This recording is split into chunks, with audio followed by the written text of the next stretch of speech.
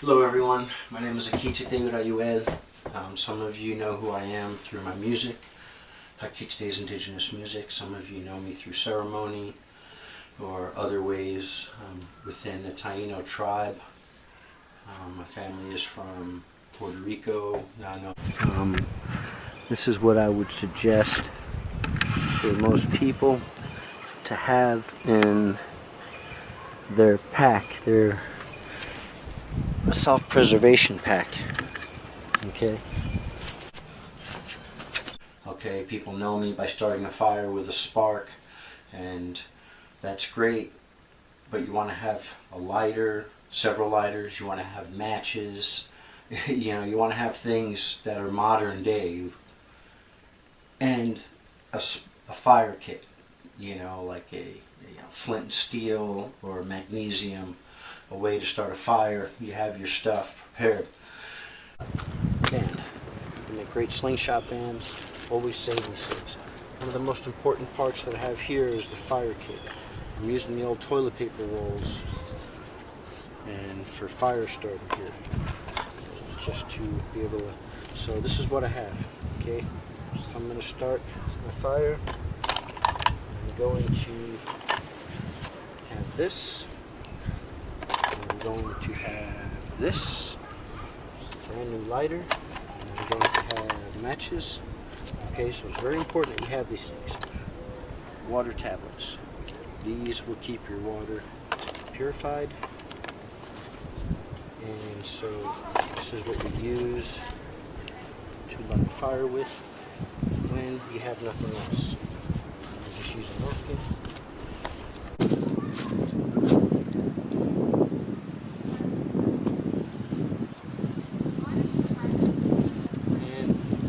You would add 2 kindling. So, of course, you would use a lighter first. You have this cardboard, you have napkins here. I suggest using toilet paper or some kind of a soft, dry napkin to put your spark in. Better striker than this, and you will always be able to get a fire lit. Okay, this is basically the basic necessities that you will need getting by for just maybe a couple of weeks.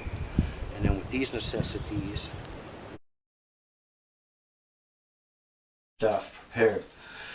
For some of the indigenous people, they have been doing ceremonies for a while, as in vision quests, some of the sacred dances of my people, the Taino, called the Areto or the Wateki. Some of the Taino people that have danced, or other people that are not Taino that have danced the Wateki dance, would do that with a fast. Some of those dances have gone for 3 days. So those dancers have given of themselves. The sun dancers, the moon dancers, they all dance and giving of themselves with a sacrifice from food and water, or a very little amount of any of that. And so those are the people that you could look towards, okay, for advice, for help, to help you feel stronger. Go to the moon dancers, go to the sun dancers, go to the people that dance the aretos, the ones that gave a sacrifice, okay. Go to the fire keepers, the ones that have worked the fire for days at a time, okay. Go to those people if you need to go to those people. We're everywhere. Okay, the ones that have truly danced that way, the ones that you feel you could trust, that have good reputations, those are the people that you can go to. That's why, like myself, we dance those dances. Okay, to forge ourselves, to keep ourselves physically fit, because you can't just step into that dance circle without doing things prior to. Over here is the slingshot. The slingshot is very accurate. So I definitely suggest getting a slingshot, getting steel marbles. They're very accurate, they're very effective, they're very quiet. All of these weapons are about being quiet, okay, not disturbing the natural order of things, and not being known where you are, okay, when you're hunting and taking care of yourself. If that's the way things need. We have the throwing knives here. These knives, you have to be skilled with these, and to stick these and get it just right, so you have to practice with the throwing knife and have a good I like a good sized knife. I have some small ones, but these ones I just recently made. They're great knives for throwing, hunting, whatever you need it for. Self-preservation. That's the main thing.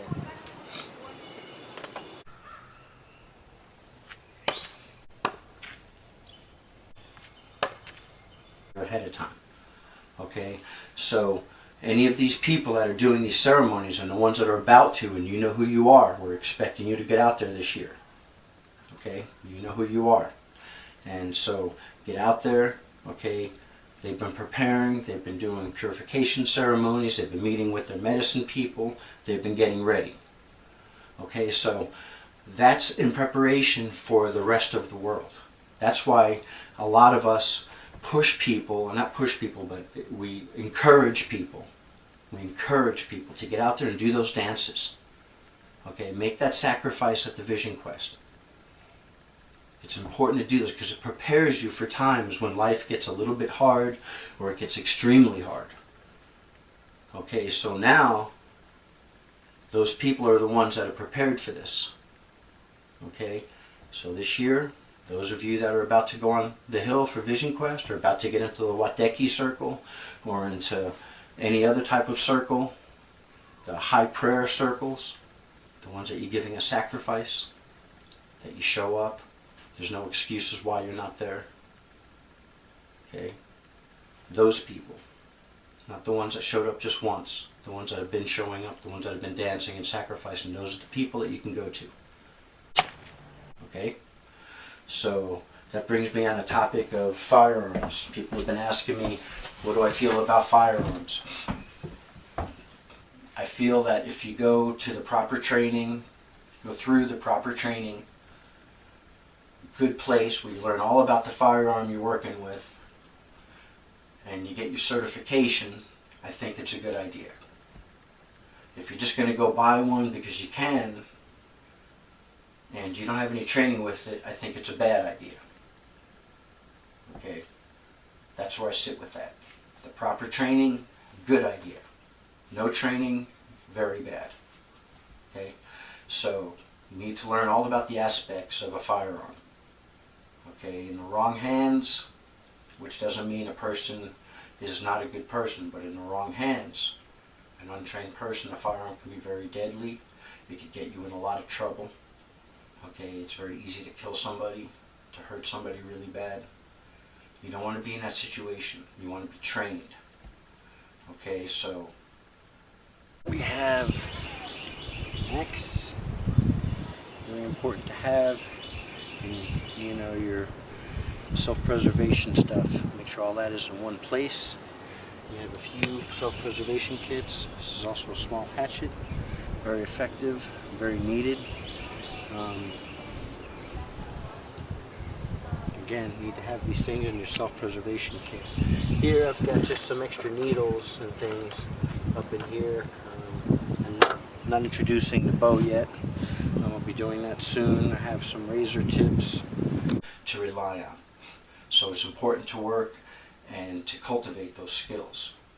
Okay, for the ones that have been planting their own food, they have been telling a lot of people for many years, start planting your own food. Now is a time that most people are going to be thinking of that a little bit more serious.